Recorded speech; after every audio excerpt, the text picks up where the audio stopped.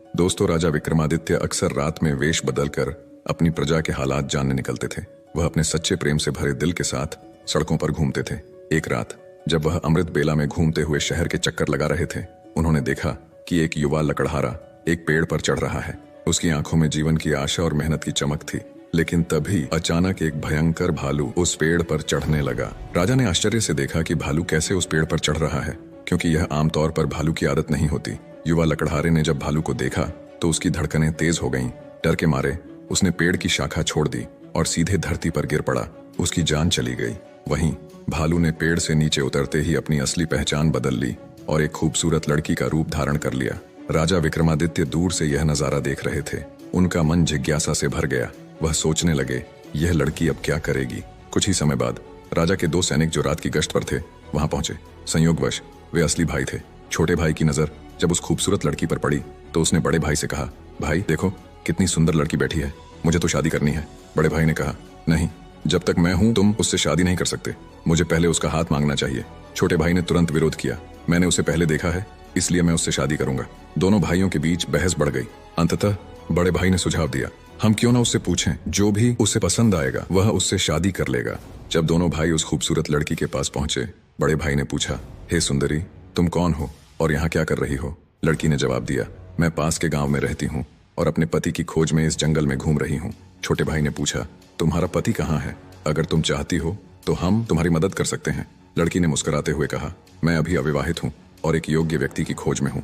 छोटे भाई ने गर्व से कहा, हम दोनों भाई अभी अविवाहित हैं, तुम चाहो तो किसी एक से शादी कर सकती हो। लड़की ने एक शर्त रखी, मैं उससे ही शादी करूंगी जो तुम दोनों में से सबसे बहादुर और शक्तिशाली होगा। ये सुनकर दोनों भाइयों में लड़ाई शुरू हो गई। अपनी बहादुरी साबित करने के लिए उन्होंने अपनी तलवारें निकाली और एक दूसरे को घातक चोटें पहुंचाईं।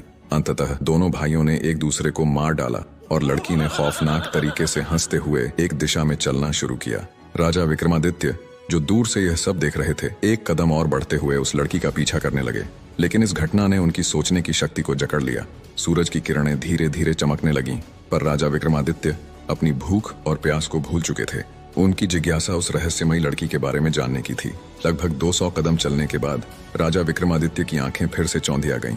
अब उस खूबसूरत लड़की ने अपना रूप बदलकर एक जहरीले नाग का रूप धारण कर लिया। वह नाग तेजी से आगे बढ़ा। नाग ने एक नदी के किनारे पहुंचकर कुछ क्षण रुका और फिर अचानक नदी में कूद गया। राजा विक्रमादित्य उस किनारे पर खड़े होकर यह सब देख रहे थे। थोड़ी ही देर में नाग ने एक नाव पर छलांग लगा दी, जिसमें लगभग 20 से 25 लोग सवार थे। जैसे ही नाग ने नाव में प्रवेश किया, वहां अफरा तफरी मच गई। लोग अपनी जान बचाने के लिए नदी में कूद पड़े। जो तैरना जानते थे वे तैरकर किनारे तक पहुंच गए और जो नहीं जानते थे वे डूब कर मर गए। कुछ समय बाद नाग फिर से नदी से बाहर आया और नदी के किनारे चलने लगा। विक्रमादित्य ने उस नाग का पीछा करना जारी रखा। कुछ दूर जाने के बाद राजा विक्रमादित्य ने फिर से देखा कि वह नाग एक वृद्ध ब्राह्मण के रूप में बदल गया है। राजा ने सोचा, अब यह सही समय है इस रहस्यमय प्राणी से जानकारी प्राप्त करने का। विक्रमादित्य तेज कदमों से उस ब्राह्मण के पास पहुंचे और हाथ जोड़कर नमस्कार किया। वृद्ध ब्राह्मण ने भी हाथ उठाकर अभिवादन स्वीकार किया और आशीर्वाद दिया। राजा विक्रमादित्य ने वृद्ध ब्राह्मण से पूछा, हे ब्राह्मण देव, तुम कौन हो। ब्राह्मण ने निराशा से कहा, क्या तुम नहीं देख सकते, मैं एक ब्राह्मण हूँ। राजा ने फिर से कहा, तुम झूठ बोल रहे हो, तुम ब्राह्मण नहीं हो, है ना। ब्राह्मण ने चिढ़ते हुए कहा, फिर तुम मुझे बताओ मैं कौन हूँ। राजा ने कहा, तुम वह नहीं हो जो तुम दिखते हो। ब्राह्मण ने उत्तर दिया, जो भी मैं हूँ तुम्हें उससे क्या मतलब, तुम अपने काम से काम रखो और अपनी राह देखो। राजा विक्रमादित्य ने दृढ़ता से कहा, मैं तुम्हें बिना सच जाने नहीं छोड़ सकता, तुम्हें सच बताना ही होगा। ब्राह्मण ने फिर कहा, मैंने तुमसे कहा ना कि मैं एक ब्राह्मण हूँ। राजा ने कहा, तुम मुझसे झूठ नहीं बोल सकते, मैंने तुम्हें तब से देखा है जब तुमने लकड़हारे को मार डाला था। फिर तुमने एक सुंदर लड़की का रूप धारण किया और उन दो सैनिकों को एक दूसरे को मारने पर मजबूर किया। फिर तुम जहरीले नाग में बदल गए और नदी में कूद पड़े। तुमने नाव पर सवार लोगों में अफरा तफरी मचाई। अब तुम एक वृद्ध ब्राह्मण के रूप में हो। सच सच बताओ, तुम कौन हो। राजा विक्रमादित्य की बातें सुनकर ब्राह्मण ने कहा, अगर मैं नहीं बताऊं तो तुम क्या करोगे।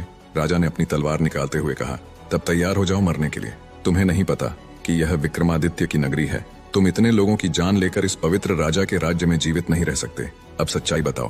ब्राह्मण ने राजा की इस प्रशंसा पर जोर से हंसते हुए कहा, मुझे पता है कि यह शहर सम्राट विक्रमादित्य का है और तुम वही विश्व प्रसिद्ध सम्राट हो। फिर भी एक बात जान लो, तुम मुझे नहीं मार सकते।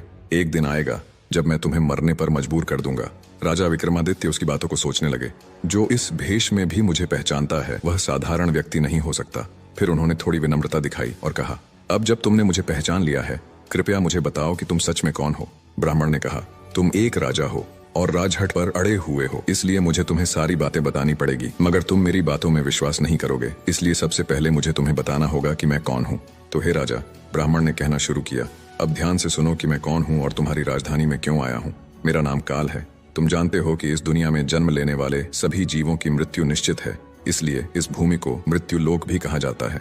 जब कोई जीव माँ के गर्भ में आता है तो सब कुछ बनने के बाद आत्मा उसमें प्रवेश करती है और जीवन जागृत होता है। इसी समय उसके मृत्यु का समय, स्थान और परिस्थितियां भी सृष्टिकर्ता द्वारा निर्धारित की जाती हैं। हे राजा, ब्राह्मण ने आगे कहा, तुम जानते हो कि चित्रगुप्त हर जीव की जीवन और मृत्यु का रिकॉर्ड रखते हैं।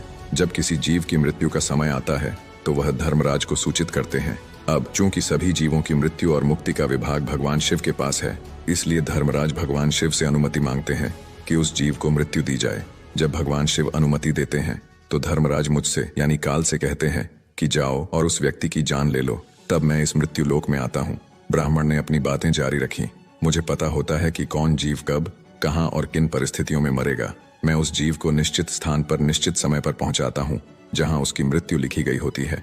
मैं वही परिस्थितियां और स्थिति बनाता हूँ। हे राजा, ब्राह्मण ने कहा, मैंने उस लकड़हारे को नहीं मारा। राजा विक्रमादित्य ने कहा, तुम फिर से झूठ बोल रहे हो। मैंने अपनी आंखों से देखा कि तुम उस लकड़हारे की मृत्यु का कारण बने। ब्राह्मण ने कहा, बिल्कुल, मैं कारण बनता हूँ, लेकिन भौतिक लोग सोचते हैं कि लकड़हारा पेड़ से गिरकर मर गया और फिर मुझे धर्मराज के आदेश का पालन करना होता है। उसकी मृत्यु पेड़ से गिरने के कारण लिखी गई थी, इसलिए मैंने एक रूप धारण किया और वही परिस्थितियां उत्पन्न की ताकि वह उस घटना का शिकार हो जाए।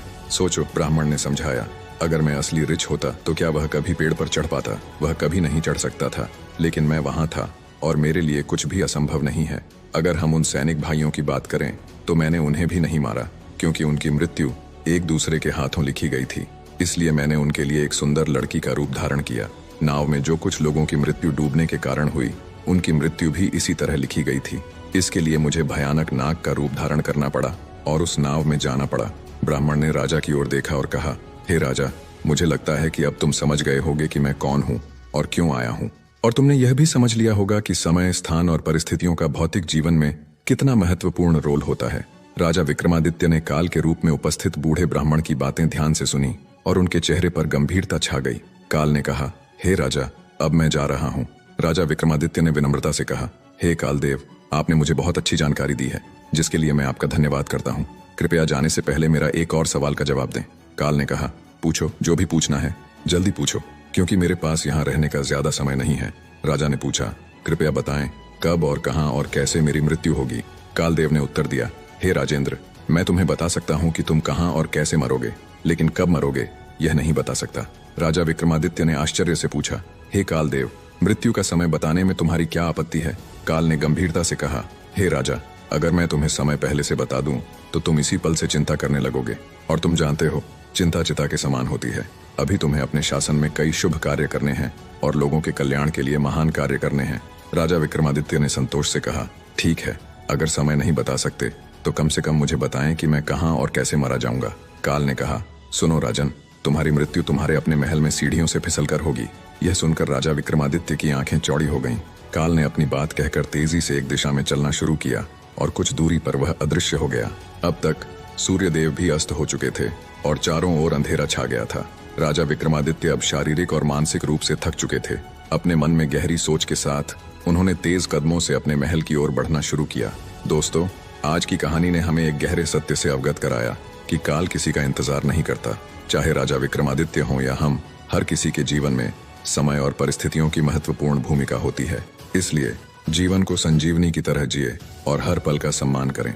अगर आपको हमारी यह कहानी पसंद आई हो तो कृपया वीडियो को लाइक करें, अपने विचार कमेंट में शेयर करें और हमारे चैनल